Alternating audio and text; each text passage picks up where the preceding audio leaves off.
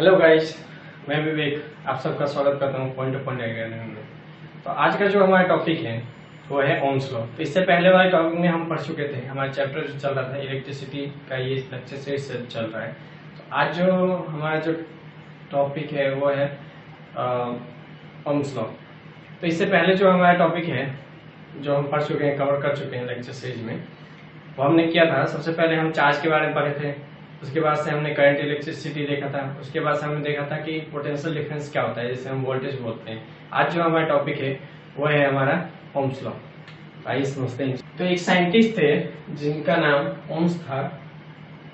उन्होंने एक लॉ दिया था, क्या कि करंट हम जान चुके हैं, वोल्टेज जान चुके हैं, हम करंट के बारे में जान चुके हैं आई क्या होता है, वोल्टेज के बारे में जान चुके हैं वी क्या होता है।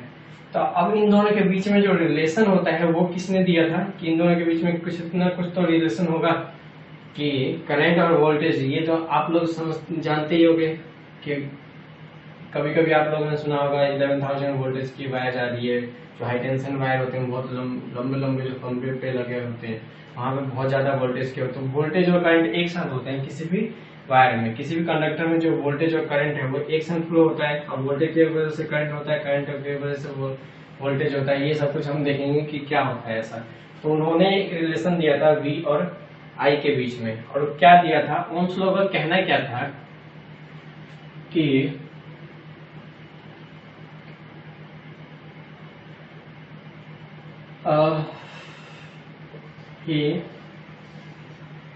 according to him, Ohm's law state that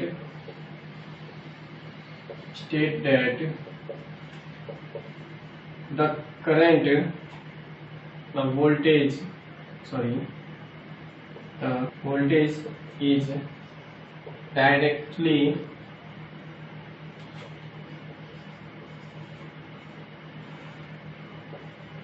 proportional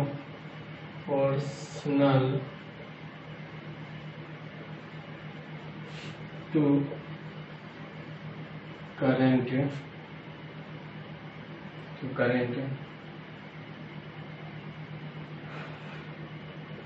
at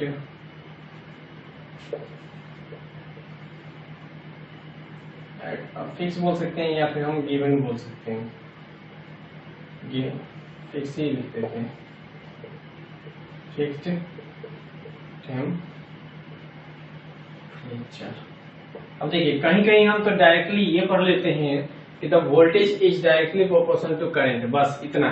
अगर हम साथ में ये नहीं पढ़ते हैं कि फिक्स्ड टेम्परेचर पे, एक फिक्स टेम्परेचर में, मतलब क्या है कि टेम्परेचर के साथ साथ वोल्टेज और जो करंट का जो रिलेशन है वो भी चेंज होता है। कैसे होता है वो हम बाद में देखेंगे जब हम रेजिस्टेंस पढ़ेंगे। अभी देखिए इन्होंने क्या कहा कि ओम्स लॉ ने ये कहा था कि कोई एक कंडक्टर है, मान लीजिए कोई एक कंडक्टर है, इसके थ्रू कोई करंट फ्लो हो रहा है, इधर से इन इधर से आउट। तो इन्होंने ये कहा था कि इसमें वोल्टेज भी होगा और करंट भी होगा। तो इन्होंने ये कहा था कि वोल्टेज जो होगा वो आई के डायरेक्टली प्रोपोर्शनल होगा, यानी कि अकॉर्डिंग टू हिम अगर हम ये लिखते हैं वी डायरेक्टली प्रोपोर्शनल टू आई, अगर ये लिखते हैं तो इसके मतलब क्या है कि जो वोल्टेज है वो आई के ऊपर डिपेंड कर रहा है। इसका मतलब तो यही हुआ ना, इस स्टेटमेंट के वजह से अगर हम देखते हैं तो voltage is directly proportional to the current at a fix temperature. अगर एक फिक्स टेम्परेचर पे हम देखते हैं तो वोल्टेज जो है करंट के ऊपर डिपेंड कर रहा है। लेकिन इन्होंने कह तो दिया था, लेकिन इन्होंने कुछ चीजें गलत कही थी। कुछ क्या मतलब यही चीज, ये जो स्टेटमेंट था इन्होंने गलत नहीं कहा था, इन्होंने क्या कह दिया था, इसको उल्टा बोल दिया था।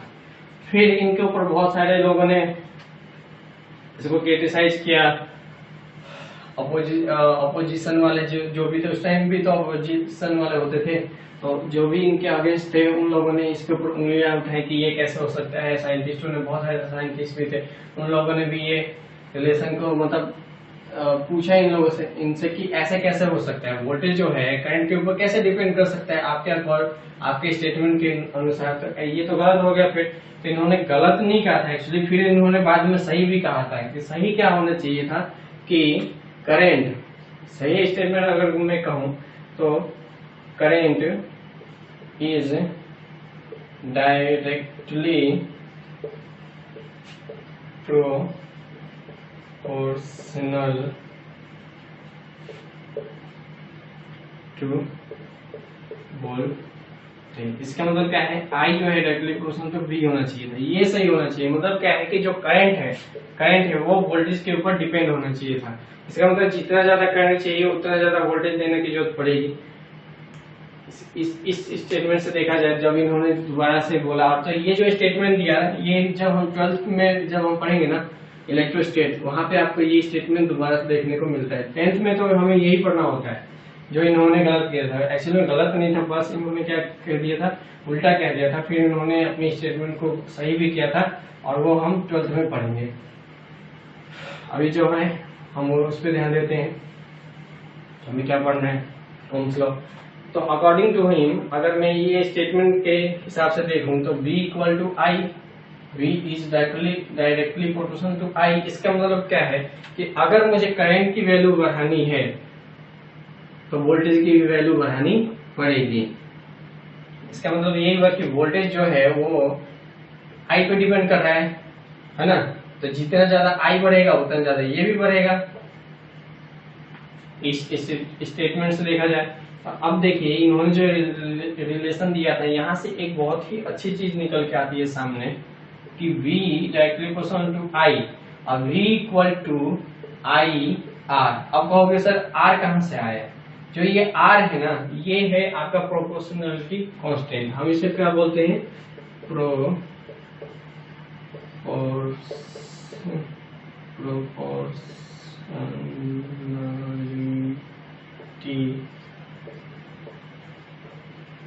कांस्टेंट। मतलब क्या है कि ये जो साइन हटाने के लिए हमने इक्वल टू लगाया, तो यहाँ पे एक कांस्टेंट आ जाता है जिसका नाम क्या होता है, R।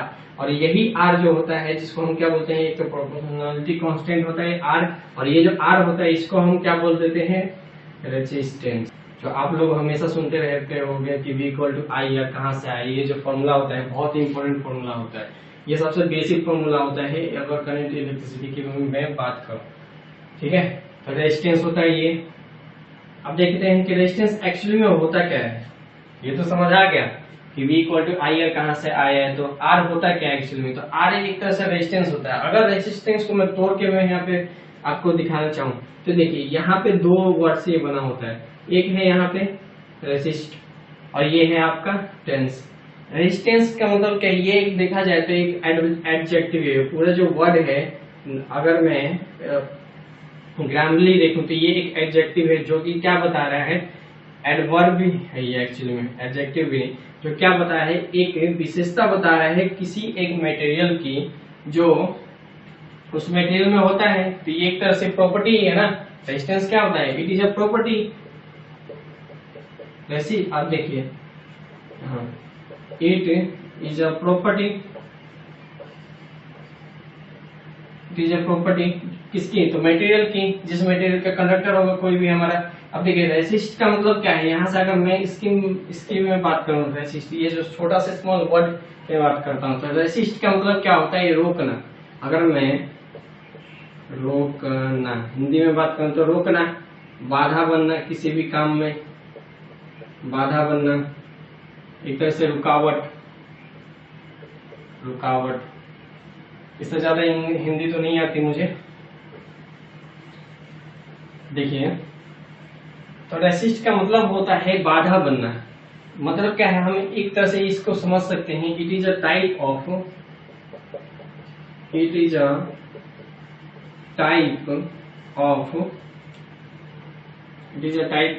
फ्रिक्शन। आप लोगों ने तो सबने सुना होगा कि फ्रिक्शन क्या होता है, हम 9th क्लास में पढ़ के आ चुके हैं, है ना।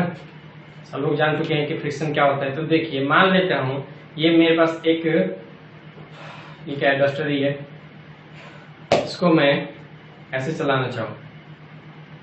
अगर मैं इसको ऐसे चलाना चाहूँ तो मुझे एक फोर्स लगाना पड़ रहा है इधर की तरफ से, एक पुश करना पड़ रहा है इसको मोशन में लाने के लिए। और जब जैसे ही इसको मोशन में ला रहा हूँ तो ये आगे मूव तो हो रहा है, लेकिन इसके मटेरियल के इस सरफेस और इस सरफेस दोनों के सरफेस कांटेक्ट में एक फोर्स लग रहा है। वो कौन सा फोर्स है, जो इस मेरे पुश के डायरेक्शन के अपोजिट डायरेक्शन में एक फोर्स लग रहा है, जो इधर की तरफ एक फोर्स लगेगा, उसे हम क्या बोलते हैं, रेजिस्टेंस। वो सॉरी क्या बोलते हैं, फ्रिक्शन फोर्स बोलते हैं। तो देखिए, तो ये एक तरह से फ्रिक्शन फोर्स है जो किसमें लगता है, करंट इलेक्ट्रिसिटी में लगता है। अब और समझते हैं इसके बारे में कि ये होता क्या है। तो ये क्या है, एक प्रॉपर्टी है जो क्या करता है, रेसिस्ट करता है, यानी कि इलेक्ट्रॉन जो चार्ज फ्लो हो रहे हैं उसको रेसिस्ट करता है, फ्लो होने से रोकता है। मान लीजिए मेरे पास, मैंने यहाँ पे मान लीजिए बहुत सारे चार्ज दे दिए, 10 चार्ज मैंने यहाँ पे इनपुट करा है। तो मेरे पास जो आउटपुट पे जो चार्ज होगा वो कितना होगा, वो कितना हो जाएगा, 8 क्यों आएंगे। जो बाकी के जो दो चार्ज रह गए क्यों नहीं आए बाहर, जितना इनपुट होना चाहिए था उतना ही आउटपुट होना चाहिए था ना। बट क्या होता है कि जैसे ही हम इस चार्ज को इधर से फ्लो करवाते हैं तो एक अपोजिट डायरेक्शन में एक फोर्स लगता है, उस फोर्स को यहाँ पे हम क्या बोलते हैं, रेसिस्टेंस बोलते हैं। जो क्या करता है, हम इसके बारे में जो करता क्या है कि ये जो फ्लो हो रहा है ना चार्ज को, उसको रेसिस्ट करता है, यानी कि रोकता है उसको आगे बढ़ने से। हम इसके बारे में लिख सकते हैं रेजिस्टेंस के बारे में, it is the property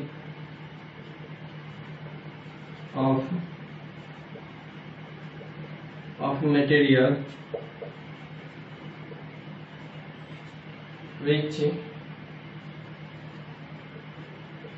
resist the flow of electric charge। तो ये होता है हमारा रेसिस्टेंस। इसके बारे में और अभी हमें जानना है, अभी खत्म नहीं हुआ है। तो होता क्या है, it is the property of material which resist the flow of electric charge, यानी कि इलेक्ट्रिक चार्ज को फ्लो होने से जो रोकने वाला जो यहाँ पे फोर्स लग रहा है, हम उसको यहाँ पे किस नाम से जानते हैं, रेजिस्टेंस के नाम से जानते हैं। और ये जो रेजिस्टेंस है, ऐसा नहीं है कि किसी भी मटेरियल में ये कभी खत्म हो जाएगा। ऐसा कोई भी मटेरियल नहीं है जहाँ पे रेजिस्टेंस हो ही ना, चाहे कॉपर ले लो, सिल्वर ले लो। हाँ, ये वेरी कर सकता है मटेरियल टू मटेरियल। जैसे सिल्वर में होता है, सबसे बेस्ट कंडक्टर माना जाता है सिल्वर को, इस वजह से क्योंकि उसमें जो रेजिस्टेंस होता है बहुत ही कम होता है। और सबसे बैड कंडक्टर माना जाता है वुड को। वुड हो गया, माइका हो गया, आपका पेपर हो गया, ड्राई पेपर की बात कर रहा हूँ मैं, और प्लास्टिक हो गया, रबर हो गया, ये सब क्या है, हमारा ग्लास हो गया, ये सब क्या है, तो बैड कंडक्टर है जो इलेक्ट्रिसिटी को कंडक्ट नहीं करवाते। कंडक्ट का मतलब क्या है कि इधर से इलेक्ट्रॉन जाए ही ना इधर की तरफ। ये वुड है ना, अगर मैं क्या करूँ, इसमें इलेक्ट्रिसिटी का कंडक्ट करवाऊँ, इसमें इलेक्ट्रिसिटी का एक वायर इधर निकालू, एक वायर इधर से निकालू, तो क्या मेरा इलेक्ट्रिसिटी इसमें फ्लो होगा? कभी नहीं होगा। क्यों नहीं होगा? क्योंकि ये जो मटेरियल है मेरा वुड, इसकी प्रॉपर्टी क्या है, एक रेजिस्टेंस है। ये क्या करेगा, रेजिस्ट करना चाहेगा। तो जितने भी इनपुट आ रहे हैं यहाँ से चार्ज, वो बिल्कुल भी आउटपुट नहीं जाएंगे, जीरो आउटपुट होगा। क्यों होगा? क्योंकि इसकी जो प्रॉपर्टी रेजिस्टेंस जो है वो बहुत ही ज्यादा होता है वुड की। उसी तरह से बहुत सारे मटेरियल होते हैं जिसकी प्रॉपर्टी और जिसका रेजिस्टेंस बहुत ही ज्यादा होता है। और बेस्ट कंडक्टर जो होता है वो सिल्वर होता है। क्यों होता है? क्योंकि उसमें रेजिस्टेंस जो होता है बहुत ही कम होता है। तो ऐसा कोई भी मटेरियल नहीं है जिसमें बिल्कुल भी रेजिस्टेंस ना हो। सिंपल सी बात है, जैसे कि नेचर में ऐसा कहीं भी कोई भी जगह नहीं है जहाँ पे फ्रिक्शन ना हो। हम अगर अर्थ की भी बात कर रहा हूँ, अर्थ पे अगर हम रह रहे हैं तो हम खड़े भी हैं तो फ्रिक्शन के कारण है। 9th क्लास में आप लोगों ने पढ़ा होगा कि फ्रिक्शन तो होना ही होना, चाहे आप जैसा भी मोशन करो, रोलिंग मोशन। लेकिन हाँ, कम और ज्यादा हो सकता है। फ्रिक्शन जो है उसको हम खत्म नहीं कर सकते, हम कम और ज्यादा कर सकते हैं अपने डिजायर के अनुसार, बट हम उसको खत्म नहीं कर सकते। उसी तरह से जो रेजिस्टेंस होता है वो भी क्या होता है, प्रॉपर्टी होता है। इसको हम कम और ज्यादा कर सकते हैं। रेजिस्टेंस जो होता है मैनुअली हम बना भी सकते हैं, और रेजिस्टेंस जो होता है एक प्रॉपर्टी होती भी है बहुत सारे मटेरियल की। कोई भी कंडक्टर, जैसे कॉपर की, जो जनरली हम घरों में यूज करते हैं कॉपर वायर, उसकी वो हम क्यों यूज करते हैं? चीप है। पहली बार तो वो चीप होता है, मतलब कि क्या है, इजिली अवेलेबल है और सस्ता भी पड़ता है। चीप का मतलब सस्ता है, हमारे बजट में आ सकता है। दूसरा क्या है कि उसमें रेजिस्टेंस तो होता है बट इतना नहीं होता अच्छे से कंडक्ट, लॉसेस बहुत कम होते हैं। तो देखिए, रेजिस्टेंस के कारण क्या होता है, लॉसेस होते हैं। जैसे कि फ्रिक्शन के कारण किसी भी मशीन में क्या होता है, लॉसेस होता है फ्रिक्शन के। इसके रेजिस्टेंस के बारे में और कुछ हम जान लेते हैं। तो रेजिस्टेंस ये हम देख चुके हैं कि क्या होता है। इसको हमेशा हम कैपिटल आर से डिनोट करेंगे और ये की जो फॉर्मूला हम पहले भी पढ़ चुके हैं पढ़ के आ चुके हैं, V equal to I R. तो आर अगर मैं यहाँ से निकालूं तो V अपन में आई हो जाएगा, ये आर की वैल्यू हो जाएगी। और इसका यूनिट की मैं बात करूं एसआई यूनिट, तो रेजिस्टेंस का एसआई यूनिट क्या हो जाएगा मेरा, ओम हो जाएगा। सिंपल सा सिर्फ ओम ही लिखते हैं। और इसको डिनोट किससे करते हैं, इससे, जैसे कि एम्पियर, जो करंट का हम पढ़ चुके थे ना पहले, एम्पियर को ए से डिनोट करते थे, उसी तरह से वोल्टेज को वोल्ट से डिनोट करते थे, वी से। उसी तरह से जो ओम होता है उसको हम इस सिंबल से डिनोट करते हैं। थोड़ा सा और इसके बारे में हम जानते हैं, ठीक है, और क्या क्या। हाँ, तो ये तो हो गया रेजिस्टेंस के बारे में। इसके बारे में हम और भी जानेंगे, तो उससे पहले एक छोटा सा टॉपिक क्या है कि देखिए, इन्होंने जो ओम्स लॉ है उन्होंने रेजिस्टेंस के बारे में तो बता दिया। अब बात आई कि रेजिस्टेंस के बारे में सब कुछ बता दिया, अब हम इसका ग्राफ देख लेते हैं। जो उन्होंने कहा था क्या कि जो वोल्टेज जो होता है वो आई के डायरेक्टली प्रोपोर्शनल होता है। तो उनका एक ग्राफ अगर मैं देखूं, वोल्टेज और करंट का ग्राफ, तो मेरा कुछ इस तरह से दिखेगा। अगर मैं इधर वोल्टेज रखूं, इधर मैं करंट रखूं, तो इस वाले ग्राफ से अगर मैं देखूं इस वाले फॉर्मूला से, तो इसका जो ग्राफ बनेगा V directly proportional to I, तो जो ग्राफ बनेगा बिल्कुल लीनियर स्ट्रेट लाइन बनेगा, बिल्कुल यही बनेगा ना ग्राफ मेरा। ये हो जाता है हमारा VI ग्राफ। अब इसके बारे में हम जान लेते हैं रेजिस्टेंस के, वापस आ जाते हैं रेजिस्टेंस पे क्या होता है। तो देखिए रेजिस्टेंस की अगर मैं बात करूं तो इसका एसआई यूनिट ओम होता है। अब हम और देख लेते हैं कि रेजिस्टेंस किसके ऊपर डिपेंड करता है। तो देखिए ये दो तरह से डिपेंड करता है। पहला क्या है, आर जो होता है डायरेक्टली प्रोपोर्शनल टू, अब देखते हैं कि जो आर है, अगर कोई मेरा एक वायर मान लीजिए ये इतना लंबा है, कोई वायर मेरा बहुत ही इतना ज्यादा लंबा है, और कोई वायर मेरा इतना ज्यादा मोटा है,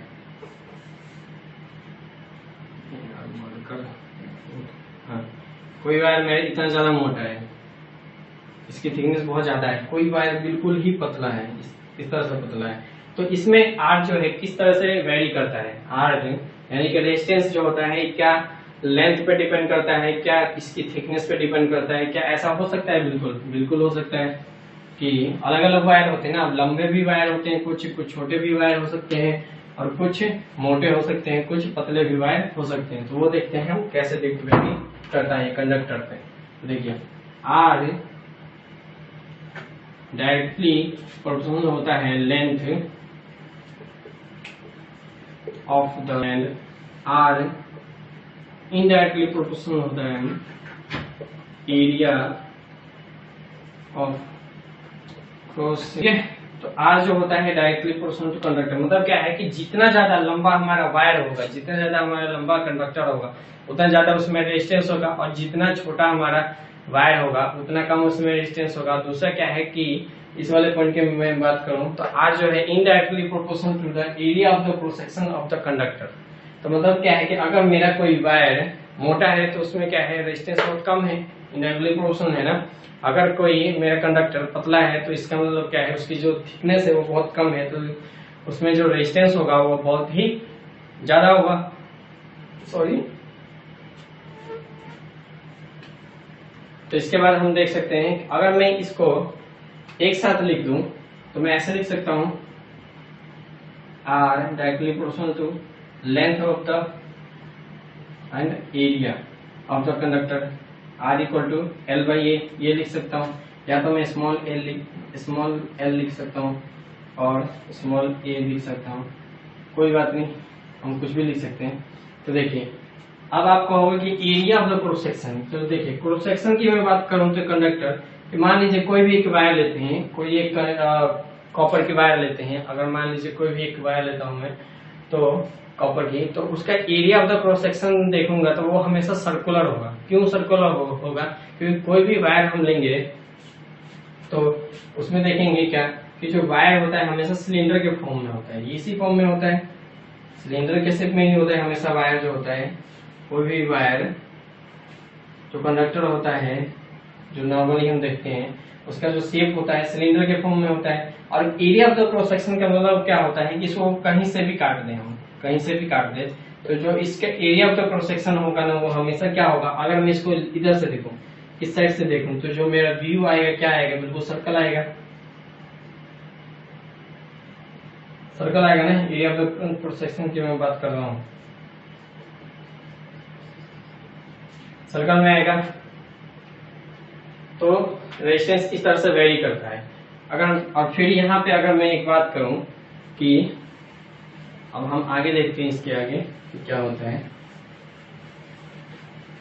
तो आई थिंक रेजिस्टेंस समझ आ रहा होगा आप लोगों को अच्छे से, आराम से लेके चलो, क्योंकि बहुत इंपॉर्टेंट टॉपिक है। क्योंकि रेजिस्टेंस अगर समझ आ गया ना तो आगे की टॉपिक बहुत ज्यादा आसान होने वाले हैं, जो रेजिस्टेंस से ही रिलेटेड है। हम पैरेलल कनेक्शन, सीरीज कनेक्शन, ये सब कुछ पढ़ने वाले हैं।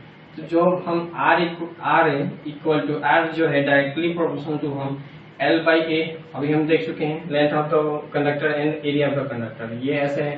तो यहाँ से मैं R equal to L by A लिख सकता हूँ। और देखिए जैसे ही ये साइन होता है तो एक कांस्टेंट आना चाहिए यहाँ पे, तो जो प्रोपोर्शनलिटी कांस्टेंट आता है यहाँ पे वो होता है हमारा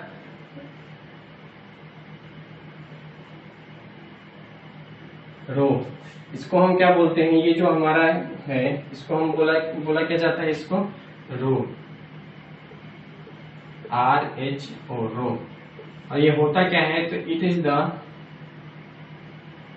इसके बारे में हम देखें तो ये होता क्या है, इसको बोला जाता है रेसिस्टिविटी। अब देखिए रेसिस्टिविटी क्या होता है कि रेसिस्टिविटी ये हमें क्या बताता है, it tells about the amount of resistance that have any material per unit meter।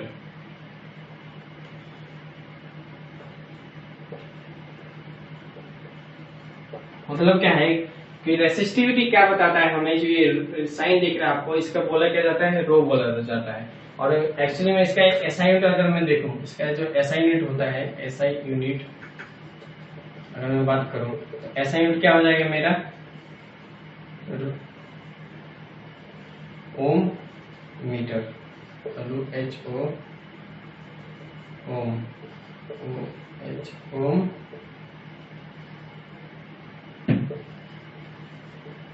Metre.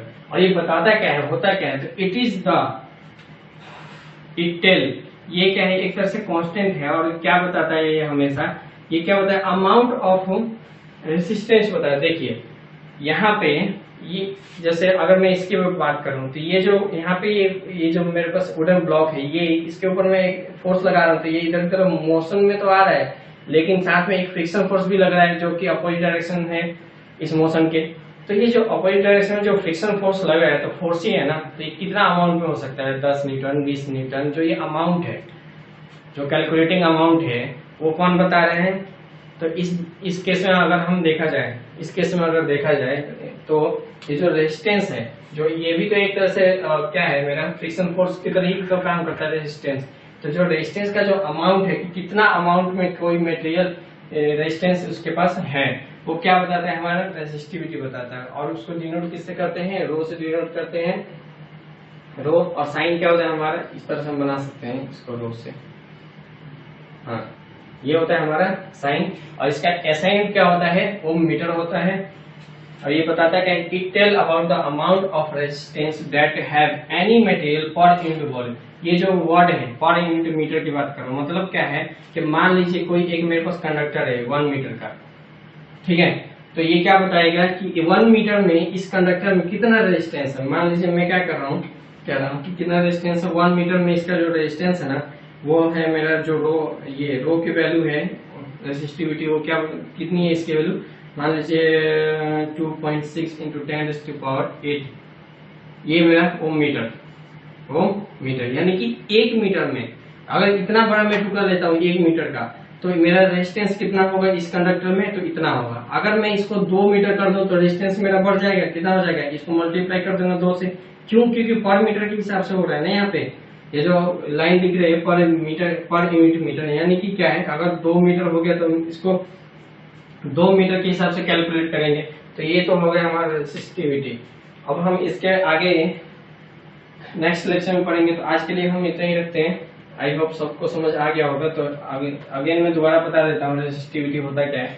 It tell about the amount of resistance that have any material per unit volume, per unit metre, यानी कि कोई भी एक मेरे पास conductor है, जैसे ये 1 metre का कंडक्टर है, मान लेते हैं कंडक्टर है, तो इसमें कितना रेजिस्टेंस है, कितना किसी चार्ज को रेसिस्ट कर सकता है, वो क्या कौन बताता है, तो रेसिस्टिविटी बताता है।